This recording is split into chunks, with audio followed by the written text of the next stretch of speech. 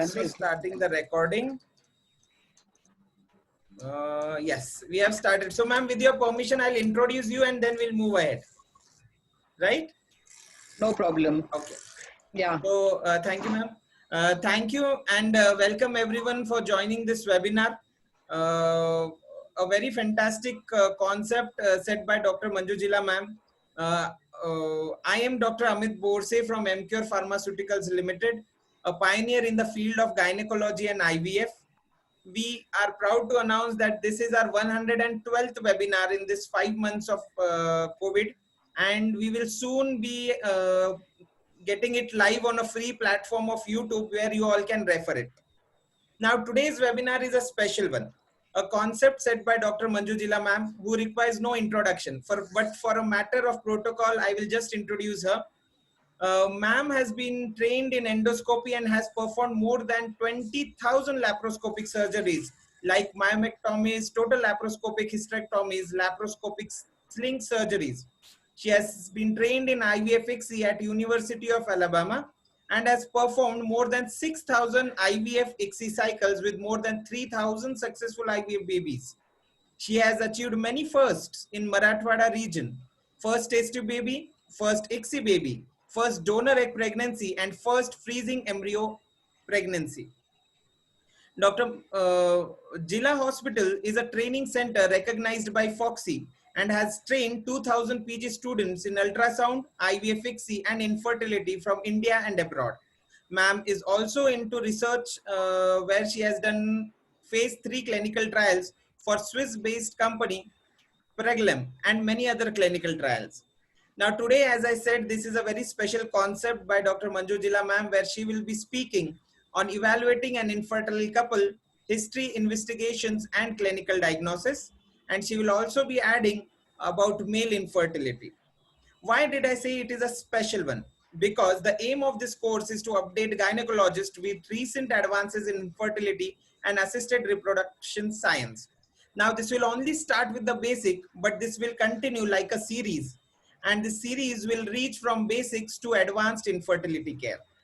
Welcome, Dr. Manjujila ma'am. Thank you for giving us an opportunity to be the academic partner. And I hand over the session to you now, ma'am. Please, ma'am, Yeah. before we start, Thank you. You can guide us on this series, what you have conceptualized. Right.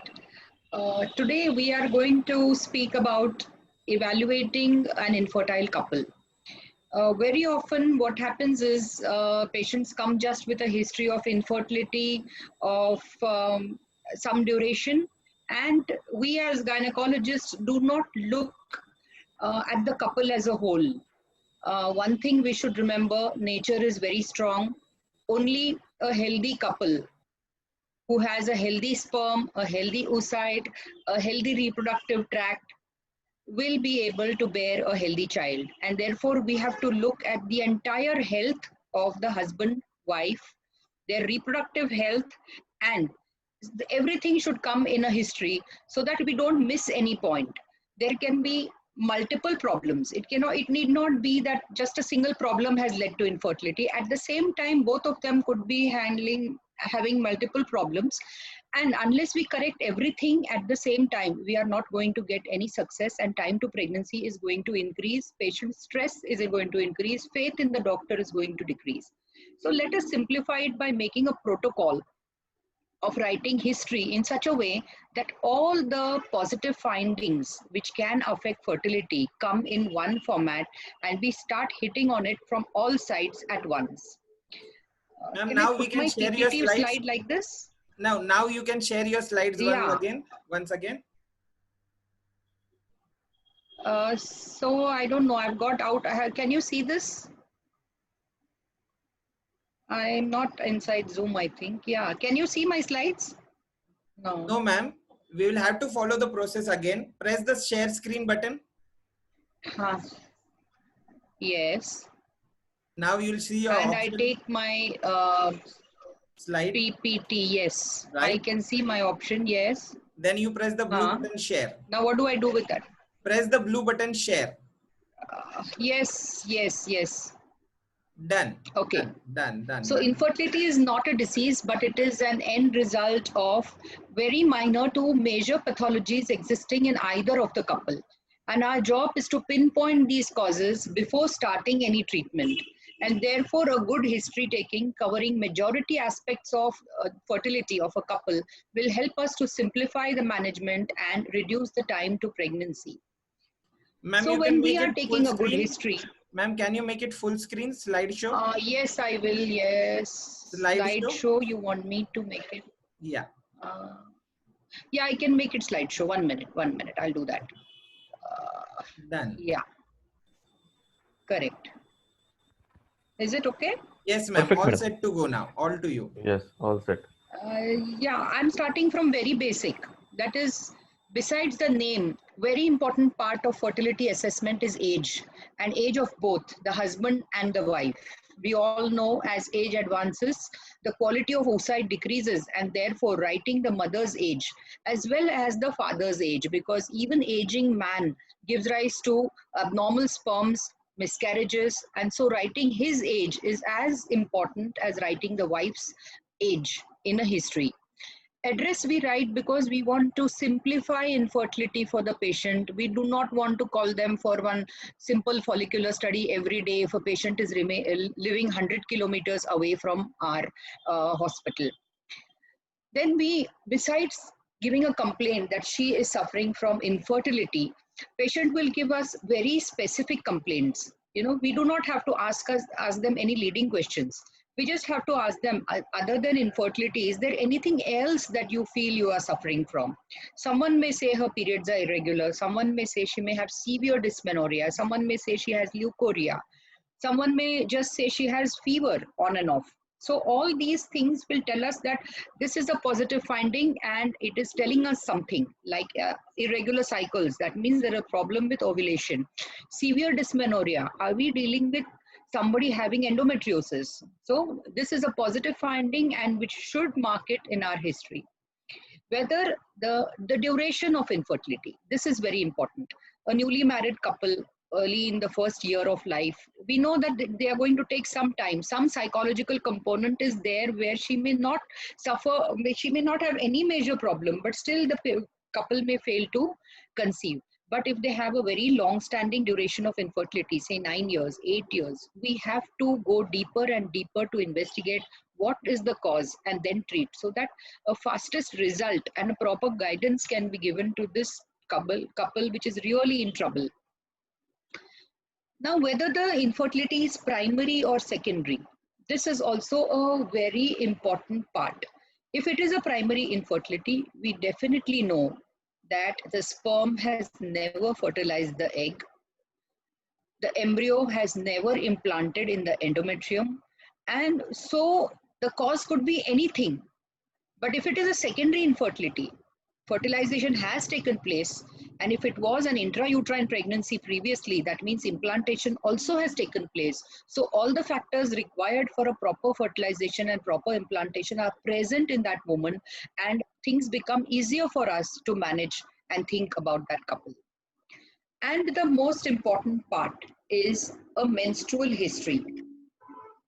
Now, menstrual history, a regular menstrual cycle, as we all know, speaks of regular ovulation. The amount of flow tells us how is the endometrium working. Presence of just a spasmodic dysmenorrhea probably speaks of an ovulatory cycle. But a very severe form of dysmenorrhea that she has to take injections every month for the pain and almost all the days of her menstrual cycle suggests we are dealing with something more serious than a spasmodic dysmenorrhea, could be an adenomyosis. Then if the flow is very scanty, then either the endometrium is not growing well or it is scarred. So every point in her history, she does not know, but our brain knows that where the problem could lie. So asking these things in the menstrual history will help us and take us a long way. For example, a woman has 24-day cycles and she hardly bleeds for 1.5 days. What could it be? It could be hyperprolactinemia. Her HPO axis is suppressed, so she hardly any estrogen is produced and hardly her endometrium grows. So this we can understand after a good history taking. Besides the menstrual history, if it is a secondary infertility, we have to go into a depth of her obstetric history. What had happened previously? Did she have a previous full-term normal delivery? That is perfect.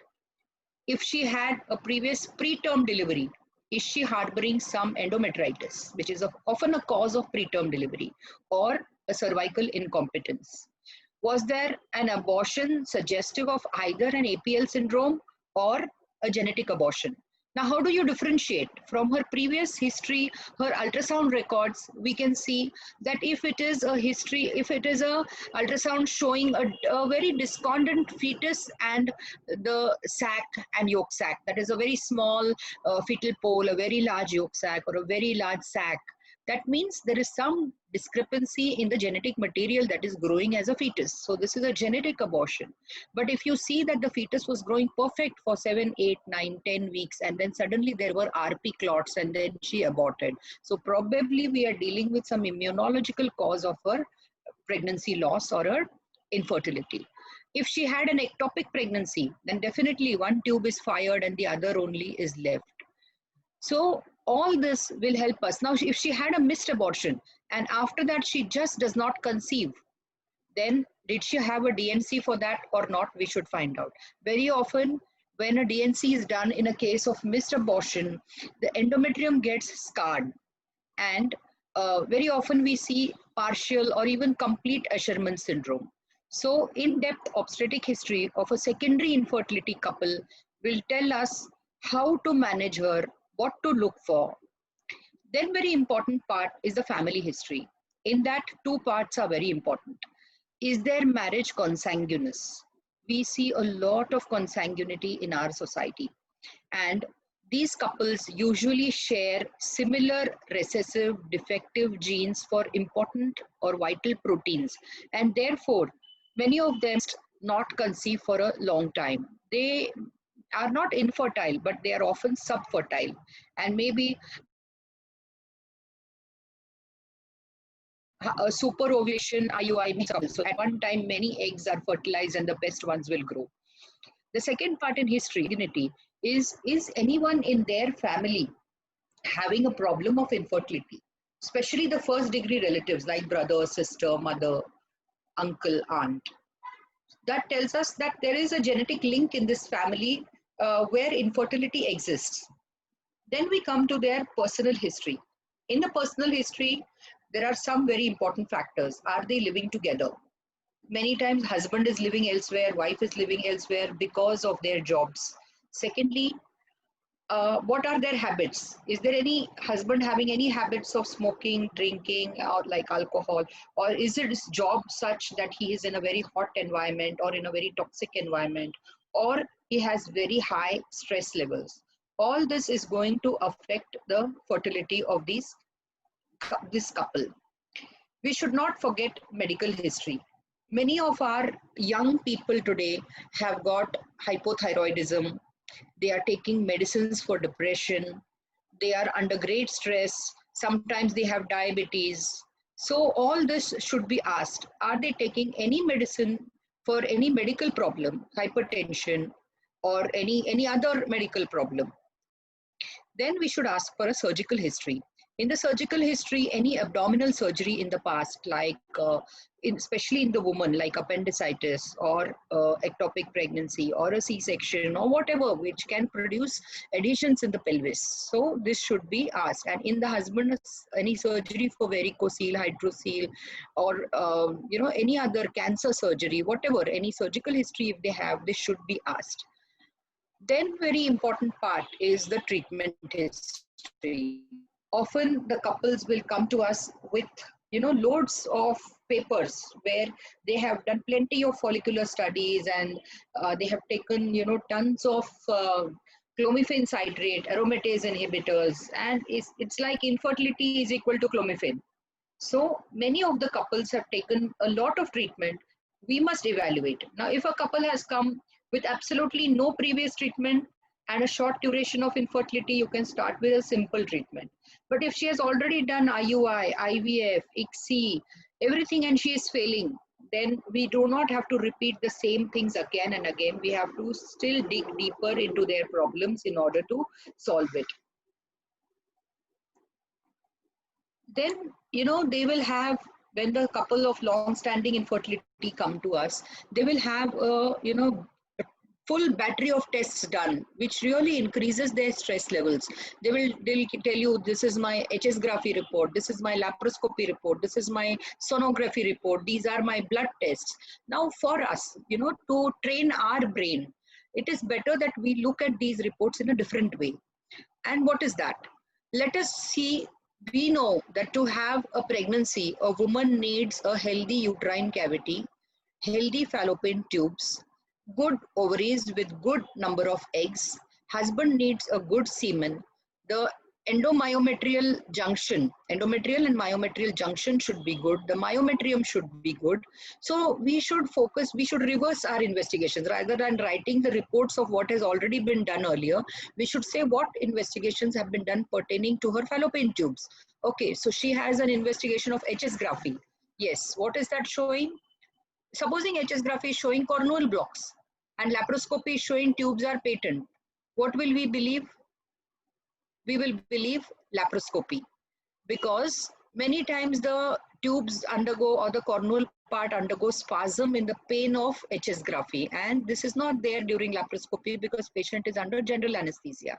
So if we will believe in the laparoscopy report of fallopian tubes. Supposing HSgraphy is showing hydrosalpinx, laparoscopy is showing hydrosalpinx, transvaginal ultrasound is showing hydrosalpinx, definitely we know 100% she has hydrosalpinx, and we have to treat that before we start her infertility treatment.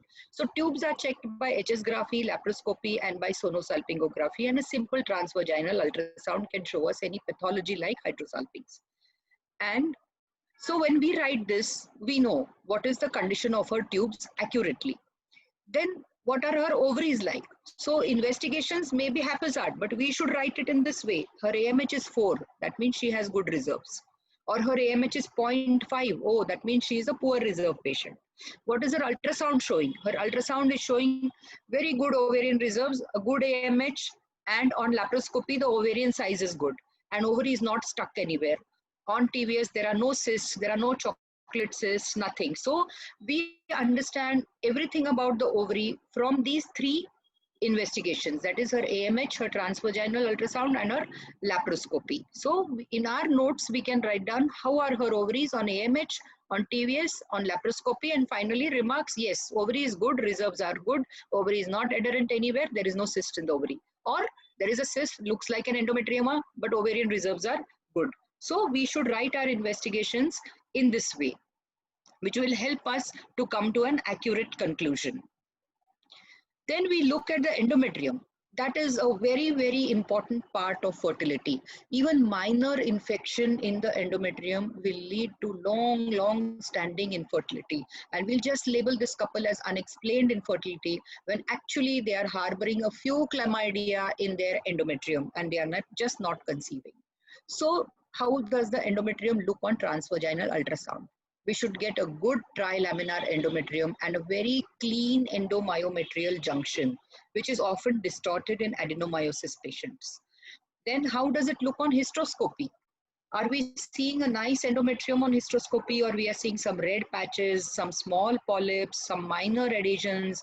These small polyps, minor adhesions are speaking of endometritis, very often caused by chlamydia and missed by many people even during hysteroscopy.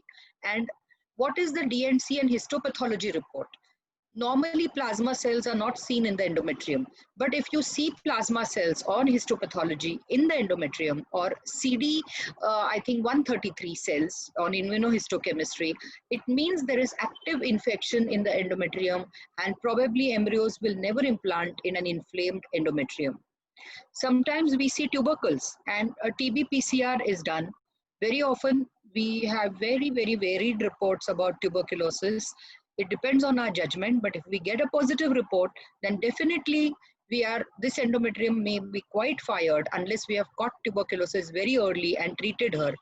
So looking at all these reports, we can put our notes, yes, endometrium is good, and we can go ahead with our treatment like an IUI or whatever we are planning for her. How is the myometrium? Myometrium is seen on very nicely seen on a simple transvaginal ultrasound, and some patients may have even done an MRI for their myometrium.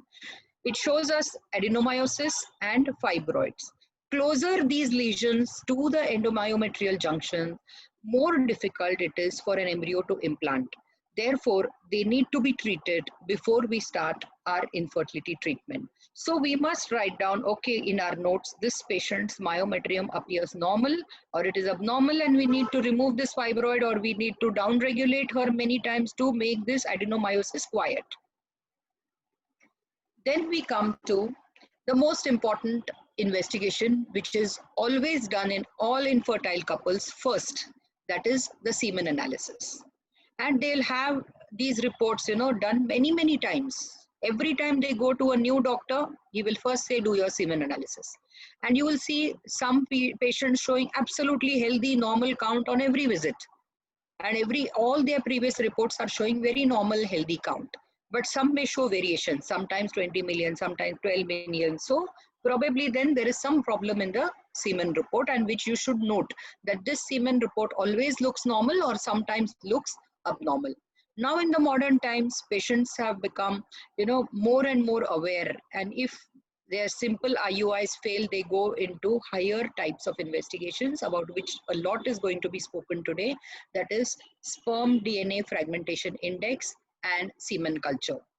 Now, DNA fragmentation, ultimately what is sperm? It is nothing but just a carrier of male DNA into the oocyte. Rest everything comes from the oocyte, the mitochondria, the cytoplasm, everything belongs to the oocyte. What the male brings is only and only that sperm DNA. And if they are damaged in any way, probably this couple may remain infertile. And that is why I told you, age of the husband is very important. As age advances, the husband's sperms, 40 million sperms are produced every day in the seminiferous tubules. And such a lot of mitotic and meiotic activity needs very good health. And as aging happens, the DNA exchange, the chromatid exchange, the protamination, that is conversion of histone to protein, to protamine, the proteins around which the DNA are coiled, becomes defective. And an aged male will often give his wives early abortions or infertility, that is why we have to know the husband's age. Besides that, the sperm is a very sensitive cell. Its membrane, the lipid membrane, is very, very sensitive to reactive oxygen species. And it rests in the epididymis for some time. After being produced in the seminiferous tubules, it remains in the epididymis. And it is here that all these habits of the male, which we say, smoking, stress, diabetes, drugs, anti-cancer drugs, diabetes, or lot of sugar, or any of these reactive chemical toxins, all of them can hit on the sperm membrane when it is present in the epididymis. Even prolonged abstinence can cause fragmentation of DNA in the sperms. Bacteria, infection in the urinary tract, in the prostate, or in the epididymis can also lead to increase in sperm DNA fragmentation index. So that is about the semen analysis. Then we should not forget that I told you, a healthy man and a healthy woman only can have a healthy child. Nature is very strong in its selection. And overall, what are we doing when we are looking at an infertile couple? We are doing their complete health checkup and saying, yes, you are normal to have a baby, or you are not normal to have a baby. So in the wife, we look for her status, like is she anemic? So they always have these reports like CBC, then their HIV status, whether they are having any infections like HIV, VDRL, hepatitis B. Is she diabetic? Are her sugar levels high? Is she hypothyroid? So same things are also seen in the husband apart from his semen analysis, HIV, VDRL, hepatitis B, and sugars and thyroid reports. So after we do all this, after we write a complete history, we make a remark of all the positive findings in this couple which can affect their fertility, and start treating them together in order to give the fastest time or to get a pregnancy in the fastest time.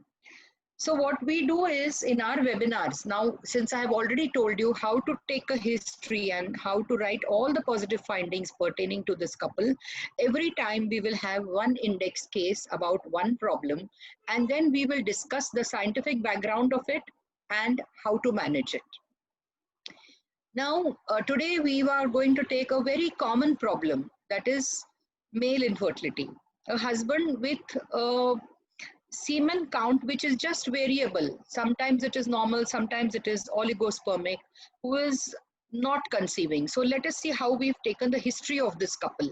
All these points will be repeated, so you know that we are not missing anything anywhere when we start on or embark on our treatment. Oh, one thing I forgot, that is some patients may need a karyotype or some tests for single gene disorders. Like both of them may be carriers of certain single genes disorders like thalassemia, and they still may have some amount of subfertility. Somebody may be a carrier of balanced translocation, and so if it is an unexplained infertility, we can always ask them to go for a karyotype or a recurrent pregnancy loss. So couples may have one or more causes of infertility. Unless all are corrected together, success cannot be achieved. History will help us to focus on the required investigation, and it will help us to plan a treatment with the best outcome for this couple. Now we are discussing a couple with, let us see the history. Now this is, I'm not writing any names. It is a XY couple. X is the female and Y is the male.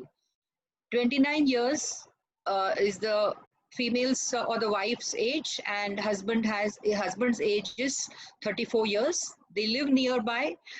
They are married since 6 years. The wife and the husband have absolutely no complaints. We don't ask any leading questions. We just say, do you have any other complaint than not being able to conceive?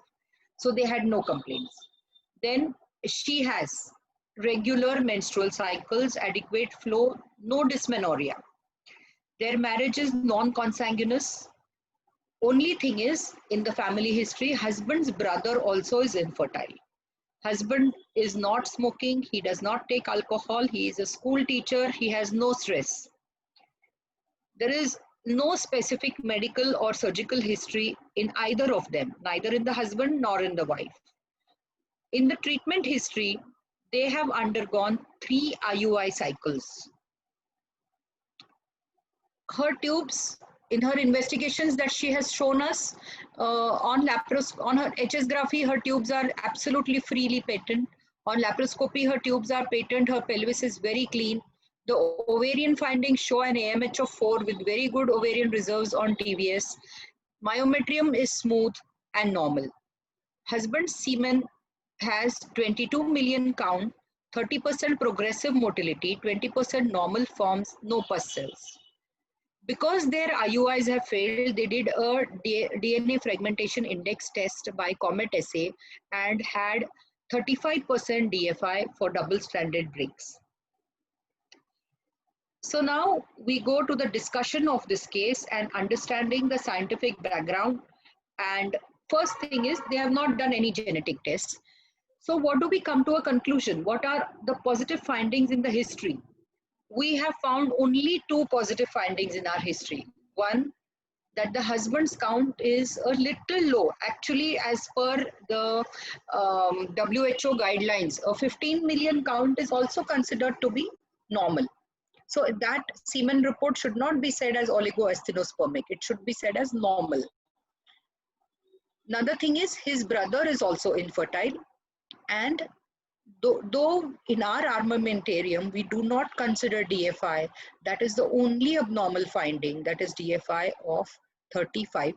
Normal DFI should be less than 25%.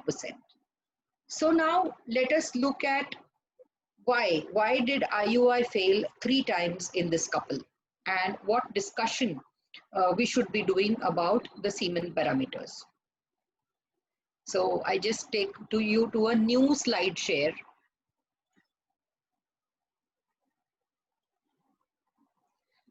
I want to open a new slide share.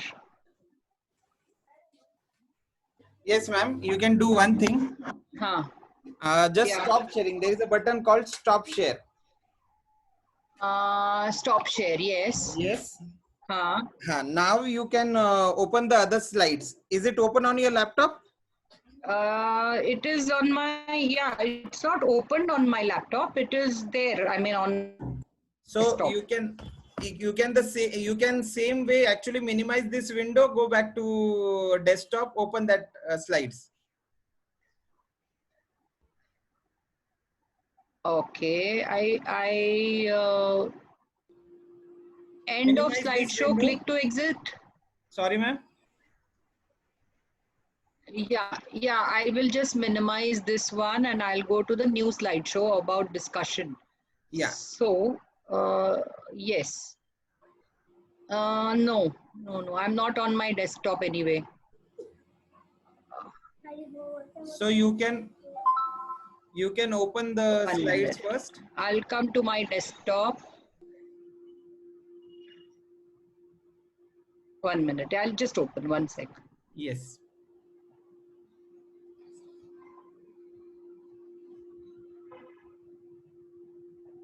Too many PPTs are there, so.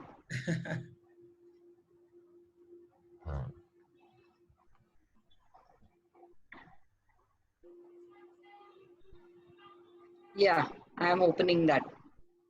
Good. Great.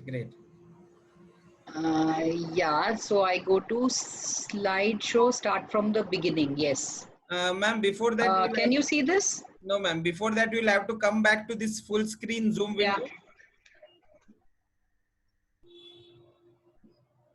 How do I come? Ma'am, apply the same thing. Press the button How do Alt. I come to full screen? Press the button Alt with one of your fingers, Okay, Alt, and then press the button Tab. Tab. Now there will be Yeah.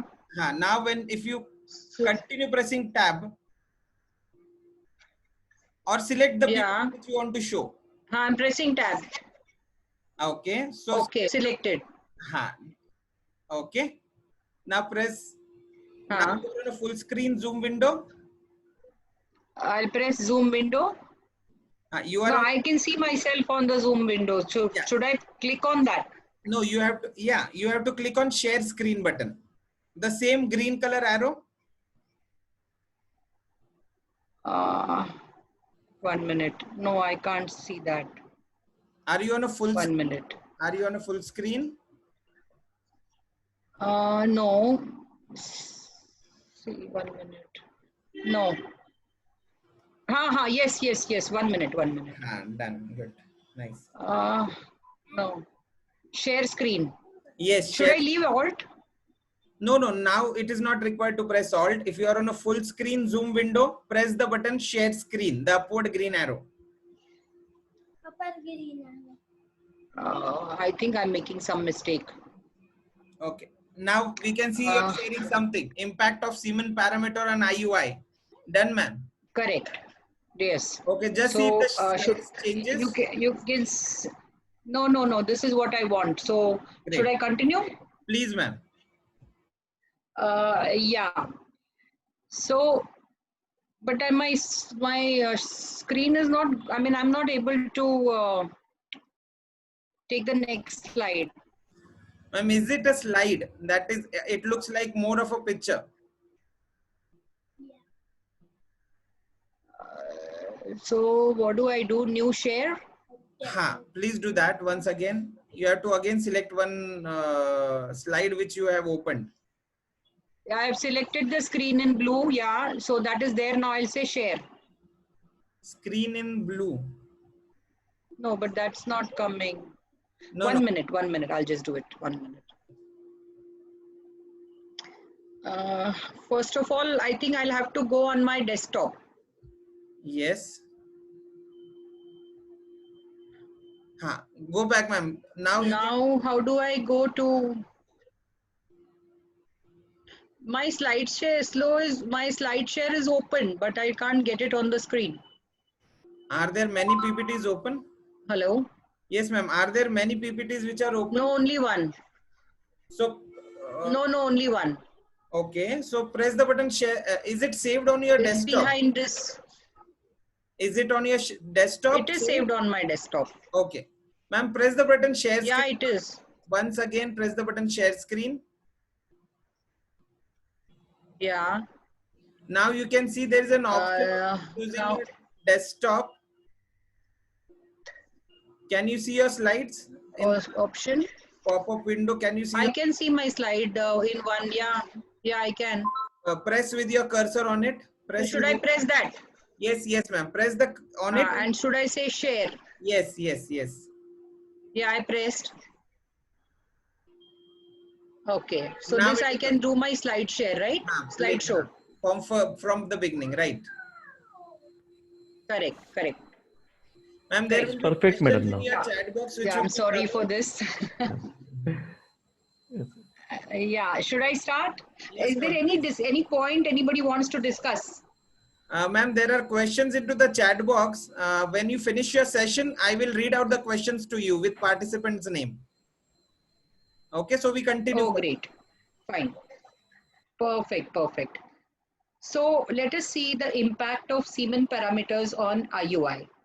Now we all know as infertility specialists that the first thing that we do once we evaluate our couple and we know that everything looks normal, we try to superovulate an IUI. That is the commonest treatment. Although NICE guidelines say that there is a limited value of IUI treatment in infertility because a natural intercourse also allows the sperms to swim up and reach the oocyte. So we are not doing anything very great in IUI if the tubes are fine, if there is no infection, nothing. But still, for moderate male subfertility, cervical factors, and unexplained infertility, IUI becomes the first line of treatment. And why do we wash the semen and then put it inside the uterine cavity? Because this is a simple procedure and washing the semen removes prostaglandins, infective microorganisms, antigenic proteins, immotile sperms, leukocytes, immature germ cells. All these are removed because these cause reactive oxygen species to damage the sperm membrane.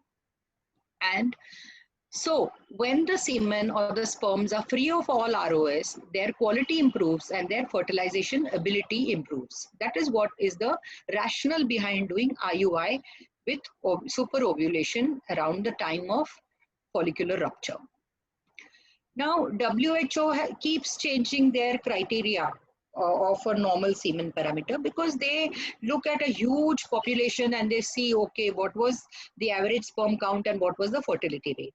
Now, the recent WHO guideline says that a 15 million sperm count with just a 32% progressive motility, that is grade 3 and grade 4 motility, 58% vitality, that is 58% sperm should be live, and a morphology of only 4%. So even if 96% sperms have got abnormal morphology, still these people can conceive or they can father a child.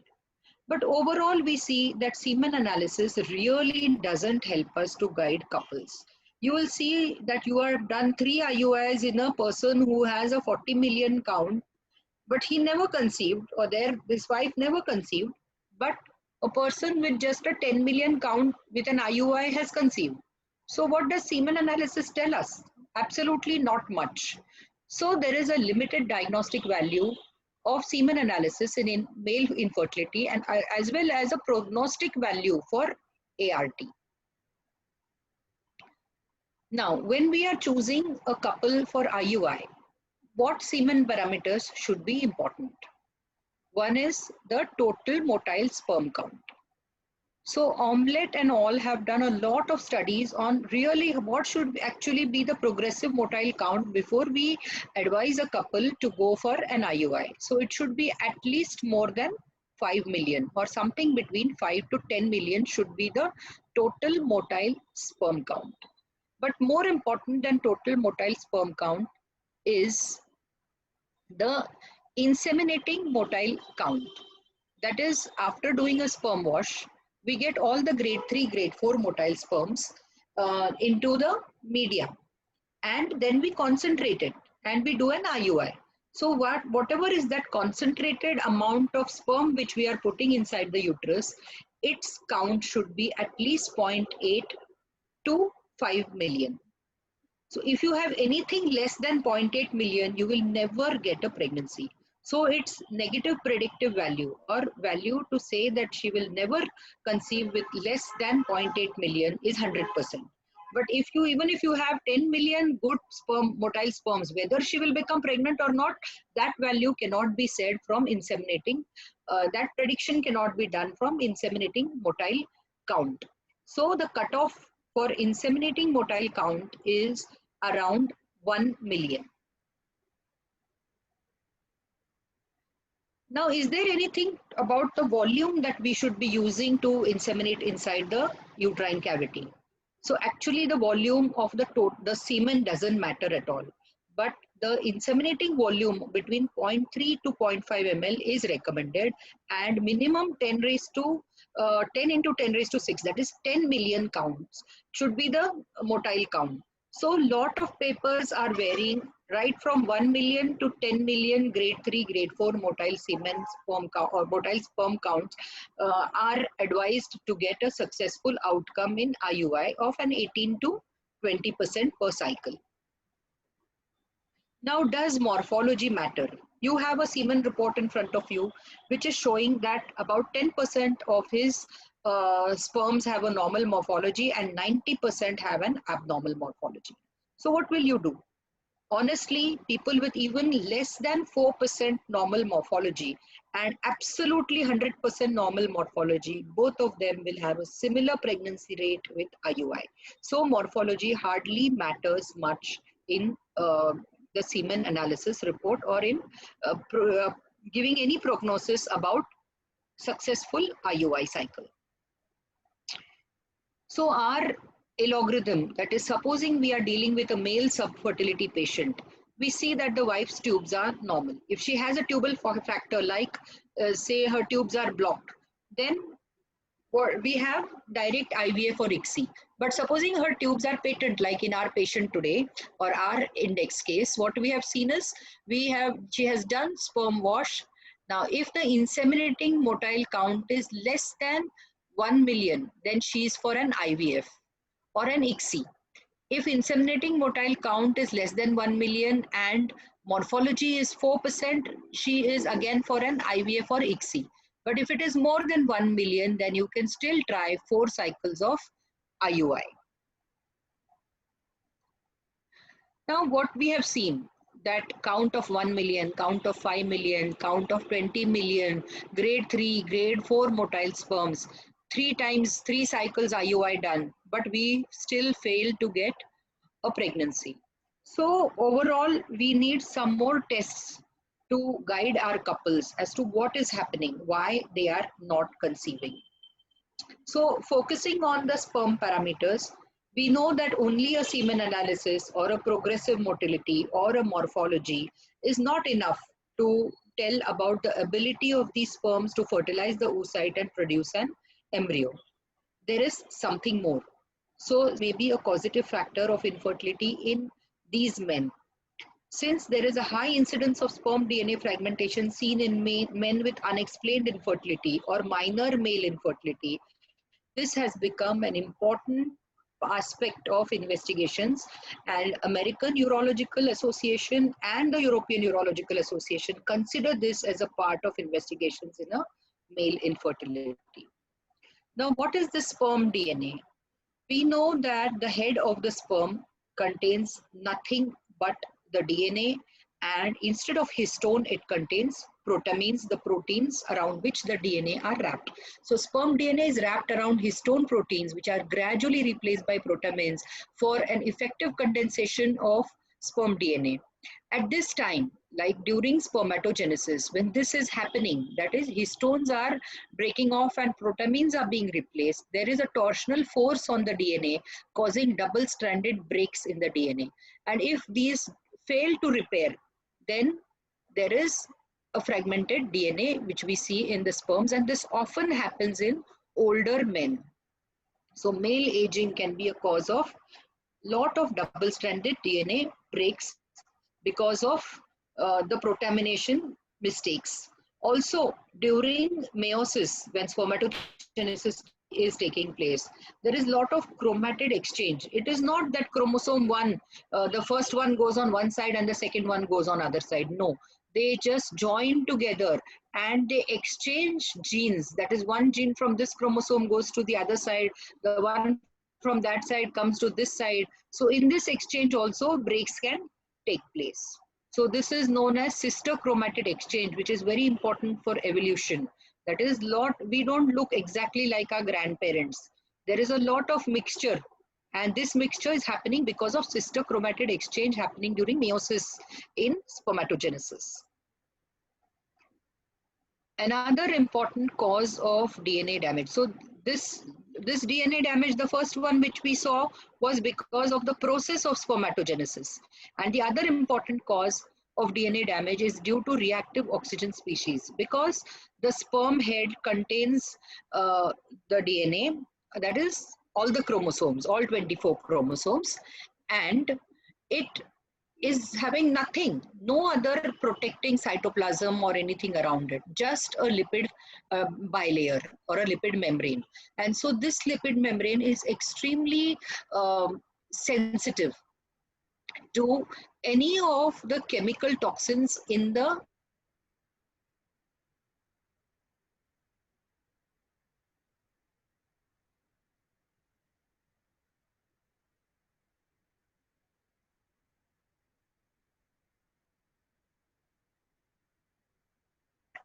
plasma.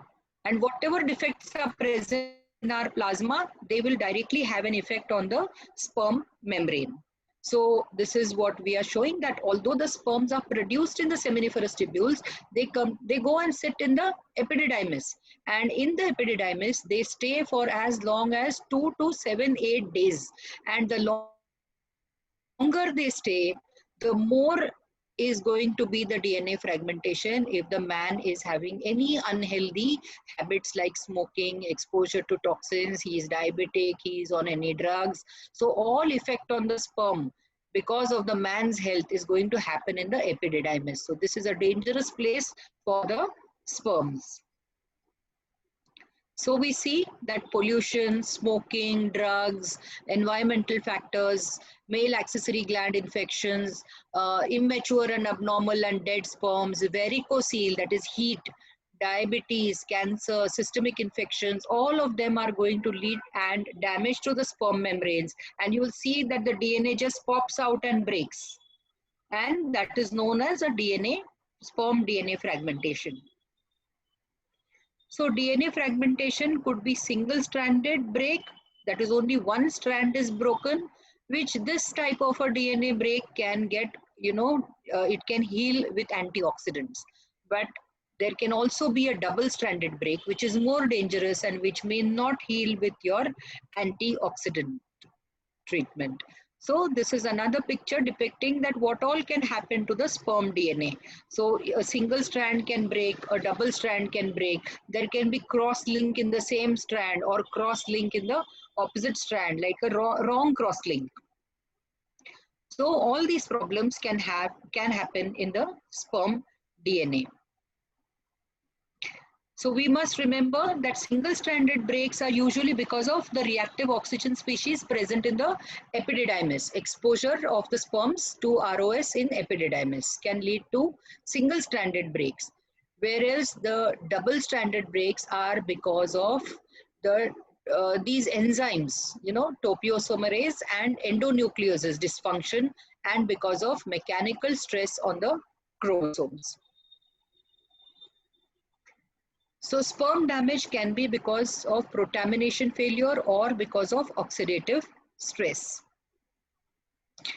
Whenever the sperm DNA are damaged, they have a long-term effect on fertility at every level.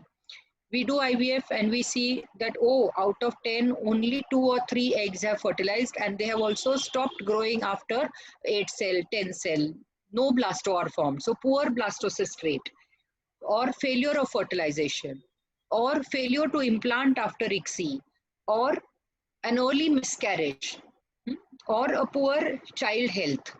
All these can be the effect seen because of a poor sperm quality or a DNA, high DNA DFI in the sperms.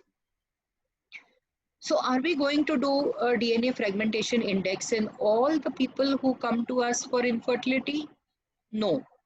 We are going to do it only in those couples who have idiopathic or unexplained infertility of a very long time, or they have recurrent implantation or recurrent IVF failures or recurrent early abortions, or we know from their history that they are exposed to toxins in their environment.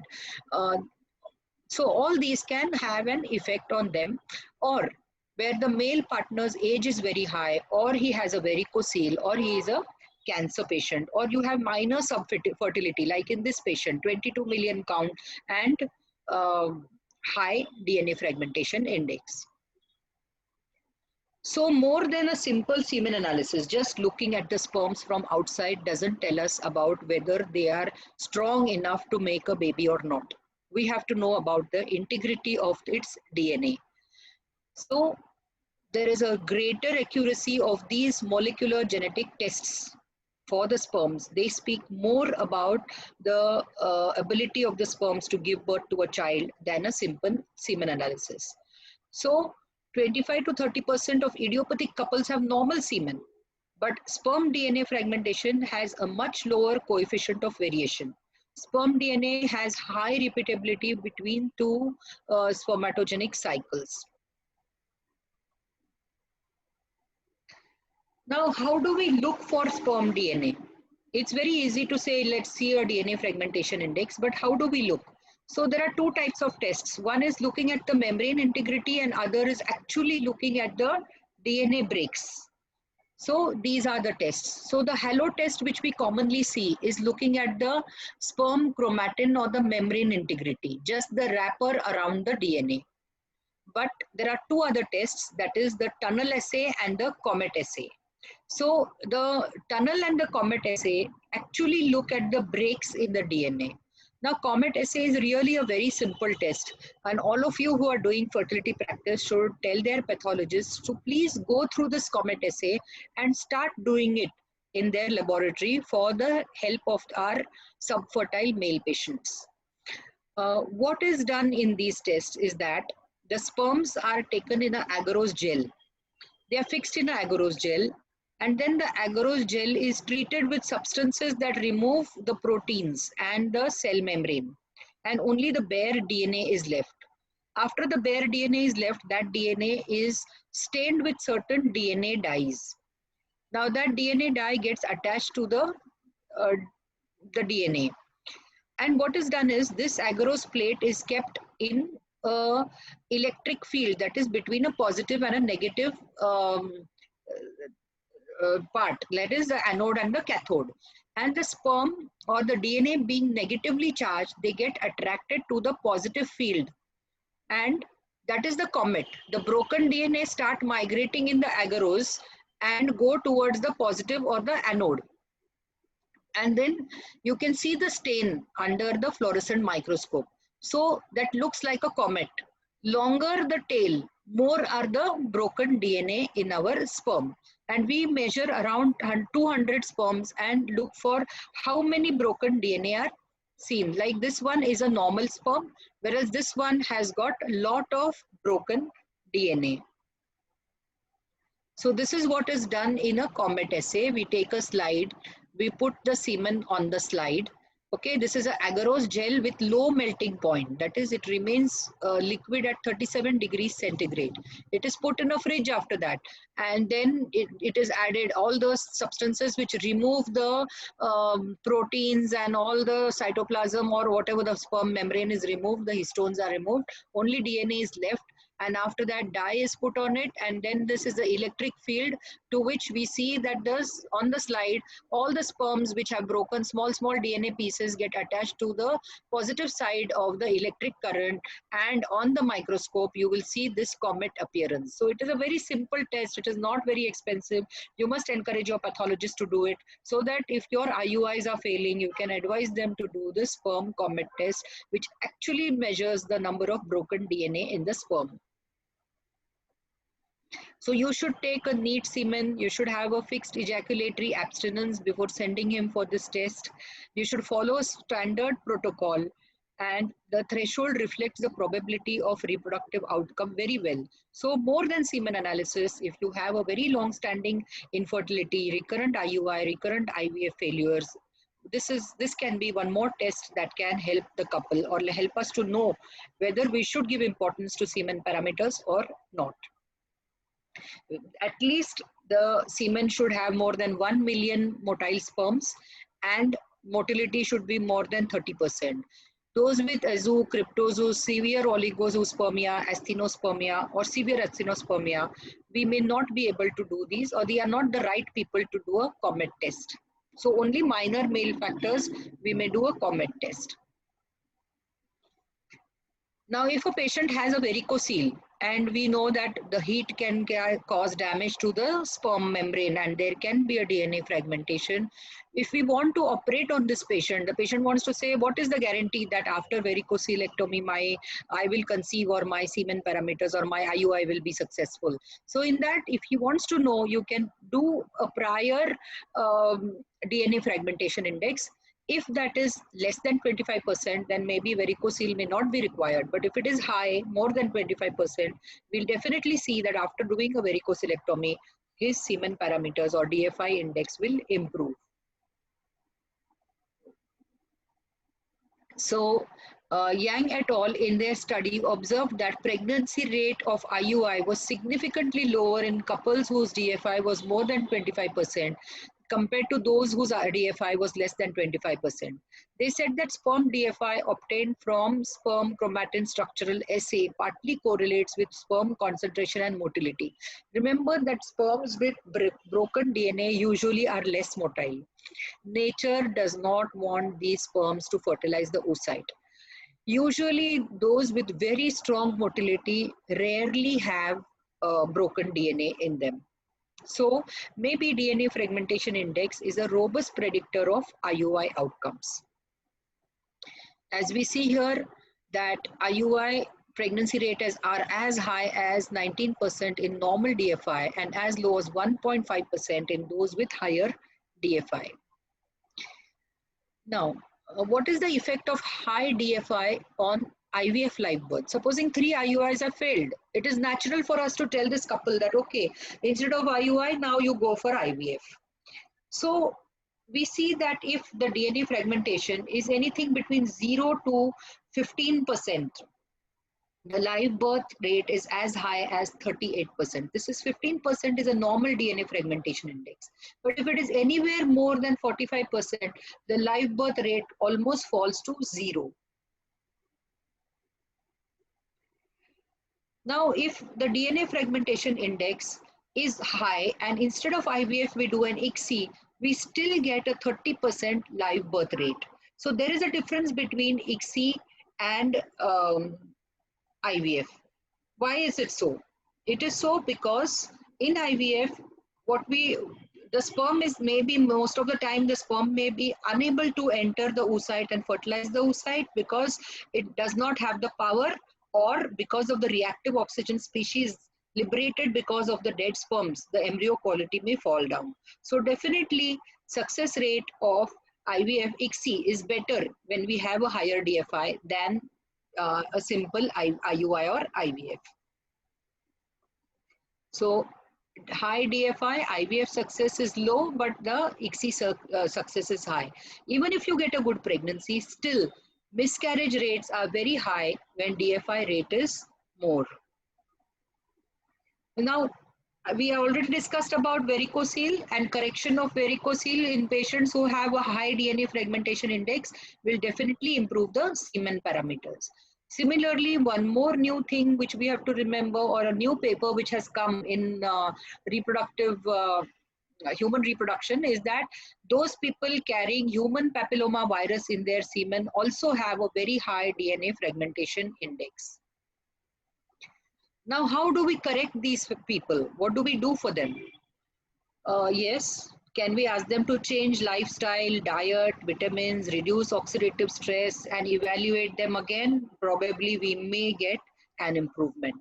So the common antioxidants which we give, these protect, these reduce the reactive oxygen species in the seminal plasma and in the epididymis. So vitamin C, E, zinc, selenium, vitamin A, carotene, lycopene, folic acid, coenzyme Q10, and maybe a mixture of all these may help us. But we know that they will not correct double-stranded DNA breaks. So what do we do for them? If not antioxidants, what do we do for double-stranded DNA breaks? So what is seen is that if you take the DNA fragmentation index of a healthy fertile man in the ejaculate and an infertile man in his ejaculate, we see that the single stranded and double stranded breaks in a normal man could be 14%, but that in a infertile man go to as high as 40%. Now, if we take out their testicular sperms, not epididymal, directly testicular sperms, still in the normal man, the DNA fragmentation index is 13, but in the testicular sperms of an infertile man, the same man, it will be normal. So ejaculate of a normal man, his DFI, and testicular sperm of an infertile man, their DFI is almost the same. So if we have a high DFI, which is not getting corrected with antioxidants, or say like a varicose surgery or whatever, then it is better to do their ICSI with testicular sperms than doing it with a ejaculatory sperm. So that is the treatment for, probably the treatment for double-stranded DNA breaks. So what we see is in these 2,700 ICSI cycles, where the sperm DNA fragmentation index was less than 29%, the birth rate was 40%. But where DNA fragmentation was very high, the birth rate was only 24%. But when we did an intervention, two interventions were done, IMSI and testicular sperm aspiration, and using those sperms. IMSI did not improve the pregnancy rate as using testicular sperm ICSI that increased the birth rate to 49%, showing that the testicular sperms are more powerful, or they are less DNA fragmented. They are like normal sperms, and probably that will help us in giving pregnancies to those people who have had repeated ICSI IVF failures or miscarriages after ICSI or IVF. So this sperm DNA fragmentation testing in male infertility, IVF, ICSI failures, this can provide a prognostic information, and the use of testicular sperm rather than ejaculated sperm may be beneficial in males with oligozoospermia, high DNA fragmentation index, recurrent IVF failures. So in conclusion of our today's lecture series is that a good history taking simplifies and shortens our time to success in the treatment of infertility. Semen analysis is not a good indicator of male infertility. Tests like DNA fragmentation index, HOS test, that is a hypoosmotic swelling test, vitality tests may be better or may answer our questions as to why IUI, IVF, ICSI is failing. And testicular sperms have a lower DFI than ejaculated sperms in infertile men. I think now let us open this to questions. Yeah. Yes, ma'am. Yes, ma'am. Yes, ma'am. Thank you very much. Just give me a minute. Stop. I'll stop your sharing. Done. Right. Thank you, ma'am, for this fantastic start for this series. And people are really was waiting for this series. So thank you. And before I go to this session, before I end this session, there are a couple of questions, ma'am. So the first question is asked by Dr. Nilima Gunage, and she is saying, which drug you shall advise in endometritis? Well, endometritis usually is caused because of two things. One is these infections like chlamydia, mycoplasma. These are these small anaerobic or these small organisms, and where doxycycline will help. For a long time, doxycycline and metronidazole or secnidazole will help us. And the other is tuberculosis, where anti-tuberculous drugs will help us in treating endometritis. A small endometrial biopsy and a look for the plasma cells can help us to know whether our endometritis has been treated or not. Great, great. Thank you, ma'am. I hope, Dr. Nilima, this answers your question. Ma'am, there is another question from Dr. Neha. She's saying, is DFI indicated in diabetic male or HbS-Ag positive males? Yes, definitely. HbSAg, actually the hepatitis B organisms can be present in the seminal plasma. The viruses can be present in the seminal. Why not? Even coronavirus is present in the seminal plasma. So any virus can be there. So when a husband has his body is in, he is not a healthy man if he is carrying any infections. He is diabetic, he is hypothyroid, he is not a healthy man. He needs correction. Nature wants a healthy man, a healthy woman, because it wants the child to grow as a healthy child. Thank you, ma'am. So I hope that answers your question, Dr. Neha. Participants, you can still put your questions. We can take a couple of questions more. Before that, one question, ma'am. How do you advise antioxidants in oligoasthenoteratospermia? What combination do you prefer? Definitely. I've already given you a list of those drugs which are called as antioxidants. And each one has got a different way or mechanism, out of which vitamin C, vitamin E are really very strong antioxidants. Zinc, coenzyme Q10, they say, helps in sperm motility, improving the sperm motility. It acts on the mitochondria, the electron chain of the mitochondria. Great. Thank you, ma'am. Ma'am, Dr. Prarthana Uthure, ma'am is saying good lecture, very clear. So thank you for this lecture, ma'am. In fact, I'll like to tell all the participants, stay tuned and we will soon announce the second series in this Dr. Manju Jilla's master classes. Before I end, I have my divisional head, Mr. Rajiv Agarwal, sir. Rajiv, sir, you are a co-host. I just want to tell one thing. Just one thing. I just want to tell you one thing. Our next topic would be, we have not completed male infertility. So we will be speaking about azoospermia in the next session. Okay. And after that, we would go to the other part of female infertility. Great, great. So that is, the topics are also announced. We'll soon announce the date. Rajiv, sir, may I request you?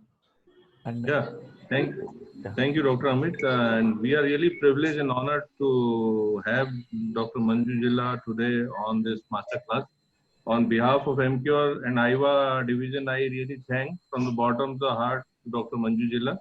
And today is the very big day that we are starting this Materna School of ART with Dr. Manju Jilla. So this is, and all part of the India doctors have joined. So thank you very much, madam, for being the part of this program, and overwhelming response we are getting across. And definitely we look forward for more series in future. And we are extremely committed on behalf of MCure to provide a lot of science in this pandemic, and we'll continue to do that. Thank you very much, madam. Stay safe and healthy. Thank you.